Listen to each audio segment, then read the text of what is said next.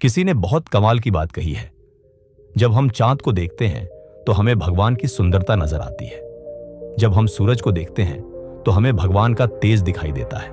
और जब हम शीशे में खुद को देखते हैं तो हमें भगवान की सबसे प्यारी रचना दिखाई देती है, यानी हम खुद। इसलिए दोस्तों, खुद पर भरोसा करना सीखिए, क्योंकि भगवान ने आपको यूं ही नहीं बनाया है। आप खास हैं, आप अनमोल हैं और आप में कुछ ना कुछ खास जरूर है। अब चलिए एक छोटी सी कहानी से इसे और गहराई से समझते हैं। एक गांव में एक गरीब लेकिन मेहनती पानी भरने वाला रहता था। उसके पास पानी ढोने के लिए 2 मटके थे। वह उन दोनों मटकों को एक लकड़ी के डंडे के दोनों सिरों पर लटकाकर नदी से गांव तक पानी लाया करता था।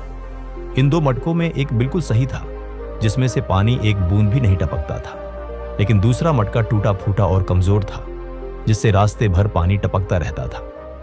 जब वह आदमी नदी से पानी भरकर गांव पहुंचता तो सही मटका पूरा भरा रहता, लेकिन टूटा मटका आधा खाली रह जाता। एक दिन टूटा मटका बहुत दुखी हुआ। उसने पानी भरने वाले से कहा, मालिक, मुझे माफ कर दीजिए, मैं कमजोर हूं, मैं पूरा पानी नहीं पहुंचा पाता, आप मेरी वजह से नुकसान झेलते हैं। पानी भरने वाला मुस्कुराया और बोला, तुम खुद को कमजोर क्यों समझते हो?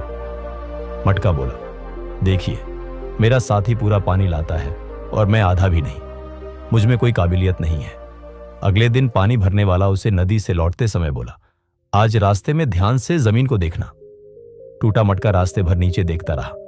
उसने देखा कि रास्ते के एक तरफ हरे भरे पौधे, रंग बिरंगे फूल और ताजी घास उगी हुई थी, जबकि दूसरी तरफ जमीन सूखी और बंजर थी। गांव पहुंचकर पानी भरने वाले ने कहा, क्या तुमने कुछ खास देखा?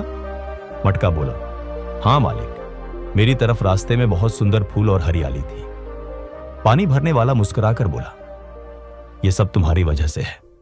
मुझे पता था कि तुमसे पानी टपकता है, इसलिए मैंने तुम्हारी तरफ फूलों के बीज बो दिए थे। तुम्हारे टपकते पानी ने उन बीजों को सींचा और आज वही फूल बन गए। इन्हीं फूलों को बेचकर मैं पैसे कमाता हूं और अपना घर चलाता हूं।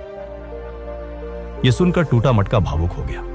उसे समझ आ गया कि जिस कमी को वह अपनी कमजोरी समझ रहा था, वही उसकी सबसे बड़ी ताकत थी। हम सब में कुछ ना कुछ कमी होती है, लेकिन वही कमी एक दिन हमारी पहचान बन सकती है। इसलिए खुद को कभी कमजोर मत समझिए, खुद पर भरोसा रखिए, क्योंकि आप भगवान की सबसे प्यारी रचना है। धन्यवाद।